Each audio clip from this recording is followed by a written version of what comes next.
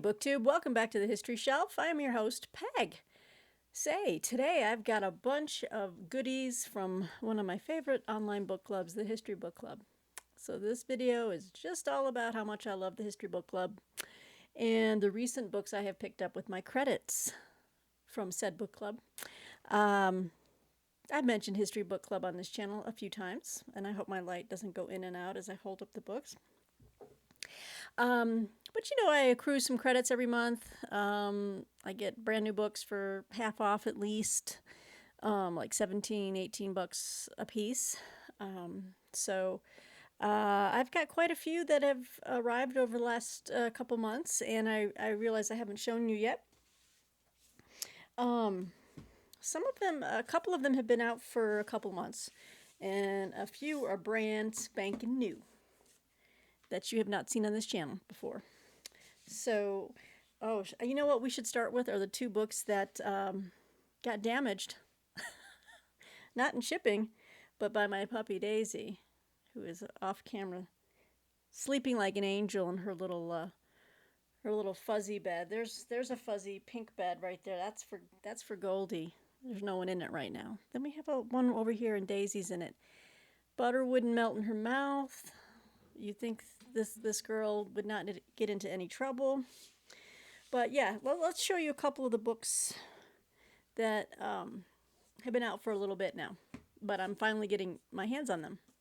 So I picked up Hitler's American Gamble, Pearl Harbor and Germany's March to Global War by Brendan Sims, who wrote his own standalone biography on Hitler. And in fact, I have it on my shelf behind my chair over there. And Charlie Lederman. Okay, so any kind of book that talks about Pearl Harbor, I'm always interested in, and I read a lot about Hitler too, so seems like a match made in hell. I was working at my desk one day and I wasn't paying enough attention to Daisy, and then I noticed she was sitting by my feet where I had the books stacked, because I need to, I make these videos for you guys and I stack them first, film them, and then shelve them. Well, look what she did. Oh, brand new book. Oh, I kind of lost it for a minute. I'm like, oh, damn it. But then I said, you know what? Someday I'm going to pull this book off the shelf and be like, oh, Daisy was here. Daisy. So she did that. I guess I should, if you wanted me to read a brief description of this, Hitler's American Gamble recounts the 5 days that upended everything, December 7th to 11th, from Japan's attack on Pearl Harbor to Hitler's declaration of war on the U.S. Tracing developments in real time, historians Brendan Sims and Charlie Lederman reveal how America's engagement against Germany was in fact far from inevitable. Instead, the fate of the world hung in the balance, and it was decided in war rooms, across diplomatic cables, and through the political machinations of the era's most famous and powerful men, Roosevelt, Churchill, Hitler, and Stalin. Only with Hitler's declaration on December 11th was the United States irrevocably roped into war with Germany, after much uncertainty. This is now I'm reading this and I'm like, like she really tore the shit out of that. Anyway, Sims and Lederman reveal the dramatic days, hours, and minutes in which Hitler made this declaration, a calculated gamble rather than an inexplicable decision. Meticulously constructed from deep archival research, Hitler's American Gamble reveals how December 11th, not Pearl Harbor, was the real watershed that created a world war and transformed international history. So an interesting premise. Not Pearl Harbor, but December 11th, when Hitler declared war. So looks like just another great addition to my ongoing reading on World War II, Hitler studies, Pearl Harbor. Was very happy to use one of my credits for that book. So the other book she started to nibble on, she didn't do as much damage. She doesn't like Hitler. That's why she took it out on that book. And it's a good girl, Daisy. Then we switch over to ancient history, and you know how much I love my Greek history. This book got a little bit grimy. I don't know if this is supposed to be the cover.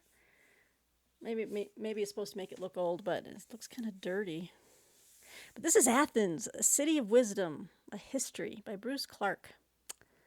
Um, and if it's blurred by Paul Cartledge, then I know it's going to be good because I've read all of his books.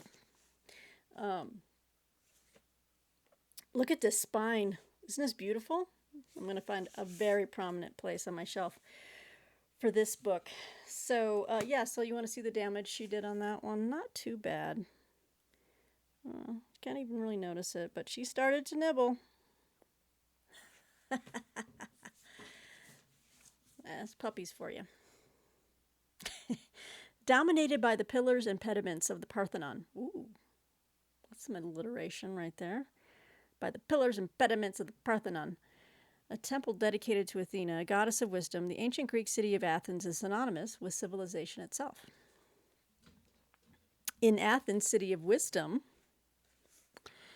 it tells the tale of a city that occupies a unique place in the cultural memory of the West. Each of the book's 21 chapters focuses on a critical moment in the city's long history, from the reforms of the lawmaker Solon in the 6th century BC. It says BCE, but I always say BC, so that's just me.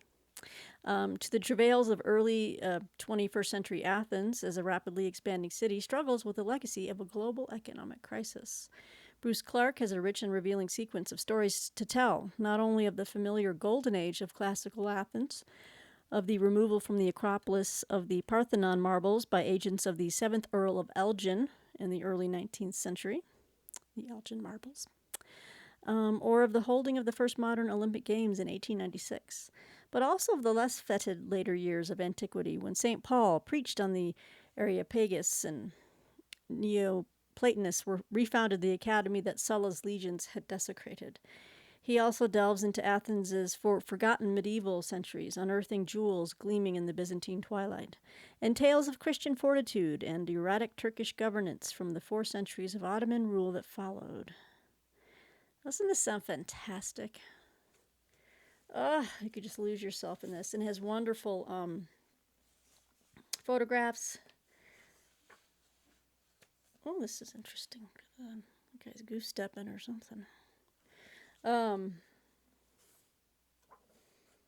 like that it breaks it down into 21 chapters with like just a different moment in time.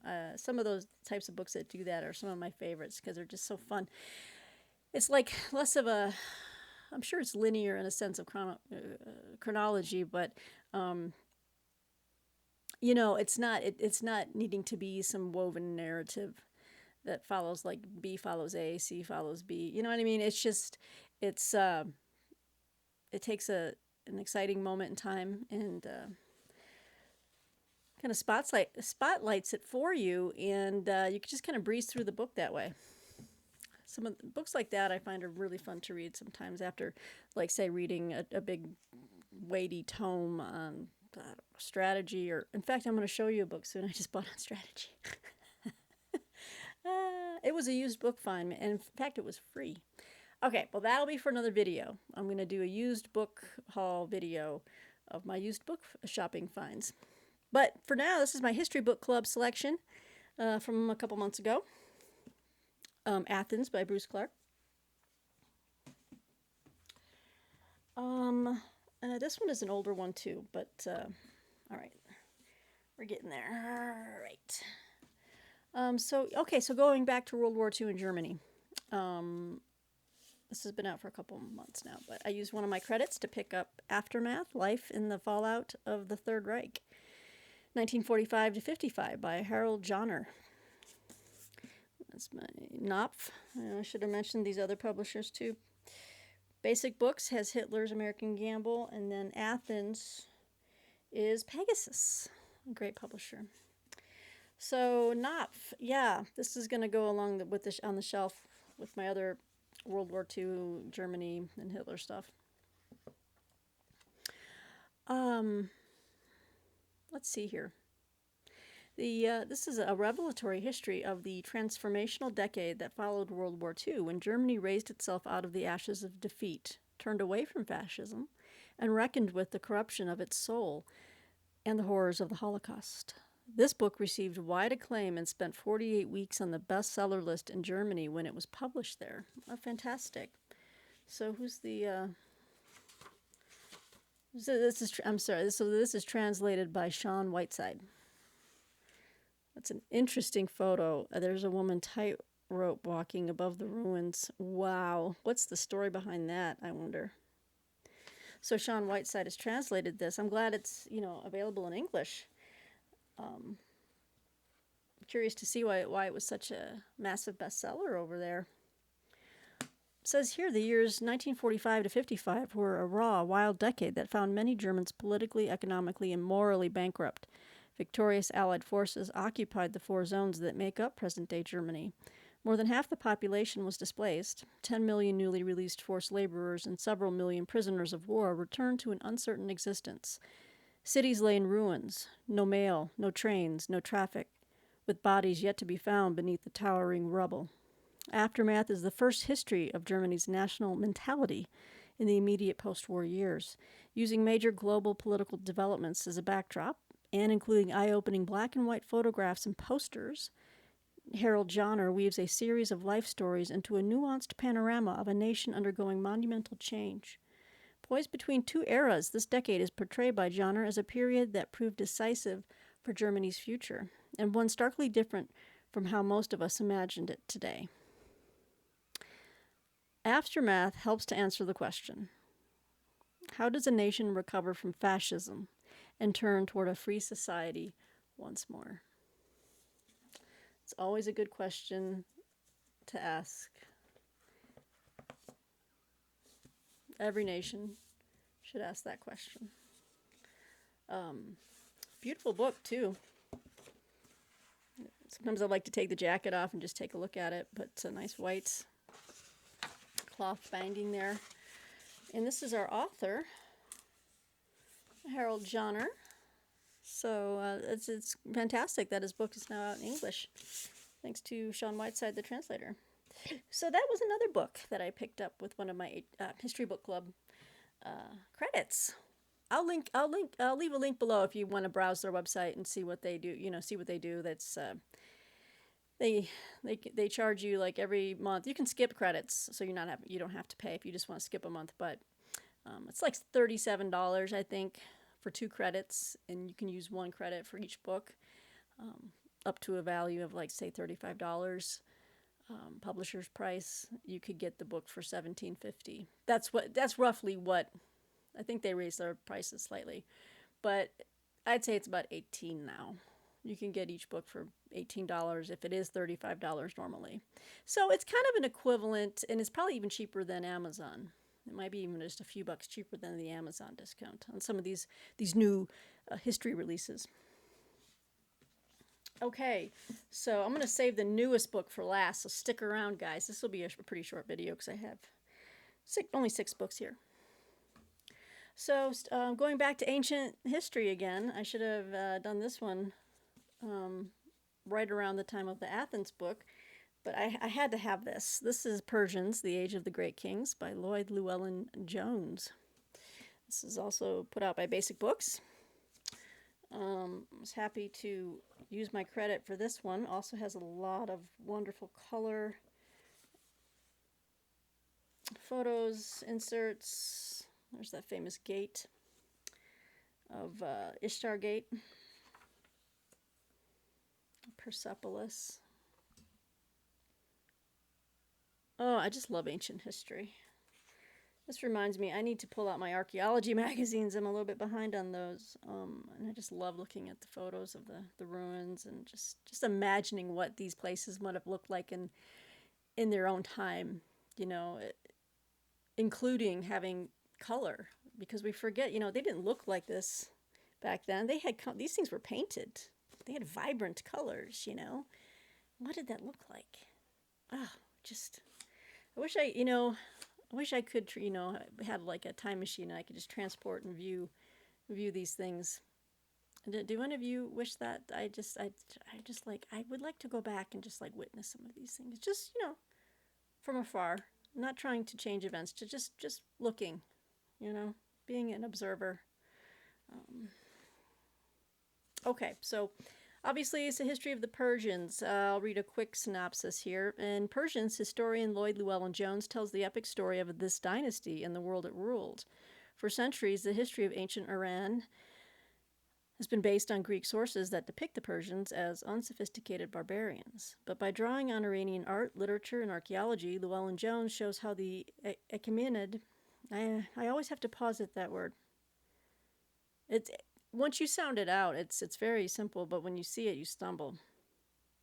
Achaemenid shows how the Achaemenid Persian Empire was in fact the world's first superpower, one despite its imperial ambition, built on cooperation and tolerance. The Persians never sought to impose their language or religion upon conquered peoples, as the Roman Empire later would, and through their vast state bureaucracy, they established lasting diplomatic ties between East and West. This is a stunning portrait of the splendor and enduring legacy of ancient Persia. So, you can never have enough books on the, the Persians, ancient Persians. Love it. So this will be right near my Athens book. My library is still not organized sequentially, at least topic-wise. I mean, I have things in bunches. This is a massive undertaking, folks, because I have this library. Then I have the parlor downstairs, what I call the parlor, which is the front room, which is another round of my white shelves that you might remember from my videos, my first set of videos where I was filming from my living room, and I had white IKEA shelves behind me. Well, those are now in the front room, and I do need to try to make a video from that location. But I might have things, I'm trying to group things together, but they're still separated. I've got a couple of different pockets of ancient history, plus the master bedroom. You know I've got books in there too. You know I do. So, and Martine says, just give me 2 rooms that are mine. That just 2 rooms out of the whole house. She's so forgiving of my massive library, and she's so encouraging about the best ways to display my books. And she's bought me different types of shelving. She's wonderful. We all love Martine, don't we? She needs to make an appearance soon, or at least get on the microphone. I think she wants to. Anyway, okay. 2 more books, guys. So now we're going to switch to British history. And this author, I think I have a couple of her books. I've listened to her a lot on the podcast History Extra, which is from the BBC History magazine. I was a long-term subscriber to that magazine. I just couldn't keep up with all the different things that I'm subscribing to, so I let that one lapse. But Tracy Borman, she's written extensively on the English monarchs and such, but this is her latest book, Crown and Scepter, A New History of the British Monarchy, from William the Conqueror to Elizabeth II. And it's a nice, big, thick book. And she's been on different History Channel documentaries. I find her very fun and delightful. Here she is. Yeah, I've seen her. You've probably seen her a lot. And she's been on a lot of different TV shows, and I enjoy her work. So this is her latest book, so I definitely wanted to use one of my History Book Club credits for this. It says here, since William the Conqueror, Duke of Normandy, crossed the English Channel in 1066 to defeat King Harold II and unite England's various kingdoms, 41 kings and queens have sat on Britain's throne. Shining examples of royal power and majesty, alongside a colorful cast of weak, lazy, or evil monarchs, as Tracy Borman evocatively describes them in her sparkling chronicle, Crown and Scepter. Ironically, during very few of these almost 1,000 years has the throne's occupant been unambiguously English. The Norman French, the Welsh-born Tudors, the Scottish Stuarts, and the Hanoverians and their German successors to the present day have dominated the throne. With deep knowledge of the history of British royalty, Borman lifts the veil to reveal the remarkable characters and personalities who have ruled and, since the Glorious Revolution of 1688, have more ceremonially reigned. A crucial distinction explaining the staying power of the monarchy as the royal family has evolved and adapted to the needs and opinions of its people, avoiding the storms of rebellion that brought many of Europe's royals to an abrupt end. Richard III, Henry VIII, Elizabeth I, George III, Victoria, Elizabeth II. Their names evoke eras and dramatic events, forming the sweep of British history that Borman recounts. She is equally attuned to the fabric of monarchy, the impact of royal palaces, the way monarchs have been portrayed in art, on coins, in the media, the ceremony and pageantry surrounding the crown.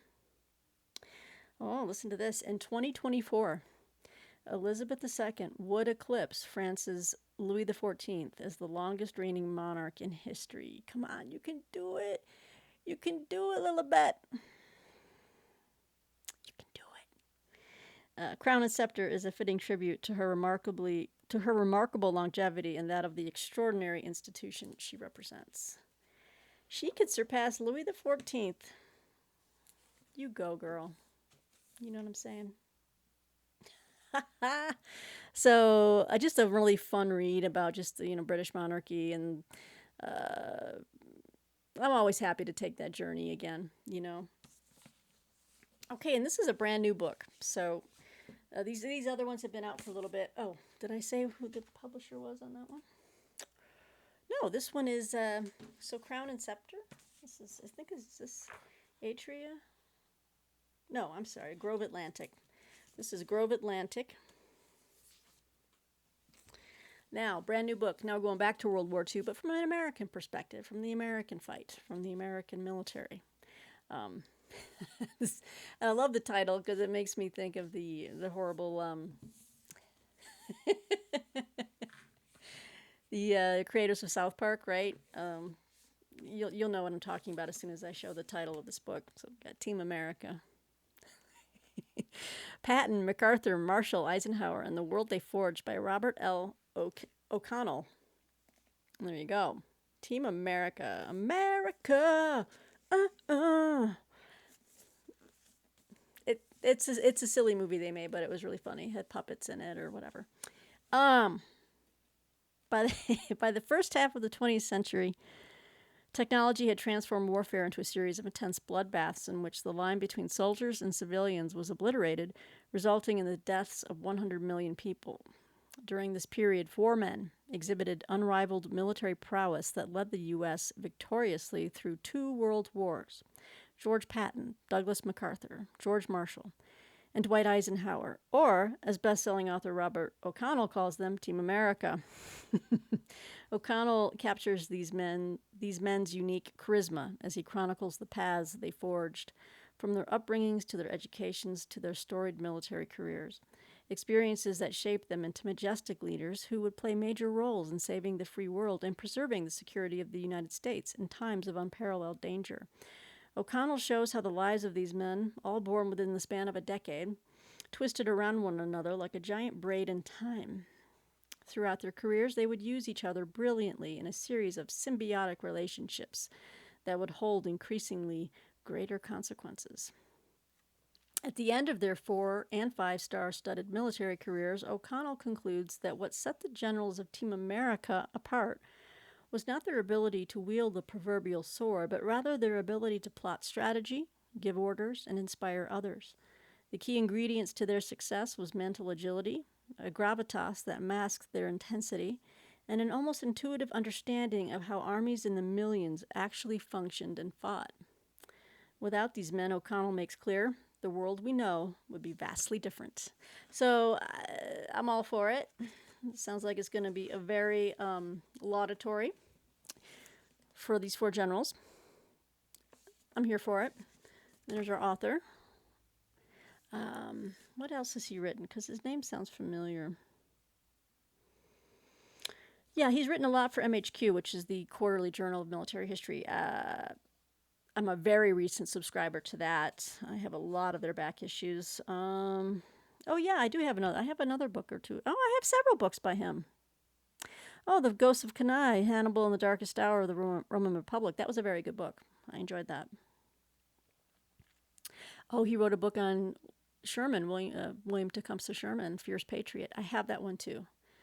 I think I read that one. And then Revolutionary, George Washington at War. I think I also have that one. But I know for sure that I have The Ghosts of Cannae, and I really enjoyed that. So This is brand new, and this is out by this is by Harper, published by HarperCollins or Harper. Um, so yeah, this is the most recent book that I dropped my recent credit on. So I'm always checking out their website. Again, I want to include their website below if you just want to browse it. But this was a fairly quick video. I just wanted you to just see how much I love my history book club. And that, yes, I do spend money on books. They're not all sent to me free of charge. I'm always shopping. I'm always you know, supporting and bucking up the publishing industry with my hard-earned dollars. So, it's that makes it even nicer when I get a free review copy, because it allows me to not go bankrupt, and I can always save up my pennies and buy some more books and share them with you guys here on BookTube on my channel, The History Shelf. I'm feeling silly. Well, let me know what you guys think of these books. If you've maybe read one or two of them already, I'd love to hear what you think about them. Again, just to keep me in the know about if you have any recommendations for me that these kind of triggered in your mind, let me know. But yeah, I just thought I'd make a pretty laid back video. Sorry, I'm not all super dressed up today. Just got the ball cap on, but I'll be back. You know, maybe I'll be wearing a tux next time, something. A tux and high heels to really throw you guys. I'm kidding. I would never do that. I'm far too traditional. Come on, you know that. All right, BookTube, it's always nice to talk to you. Until next time, I hope to hear from you. And yeah, thanks for sticking around.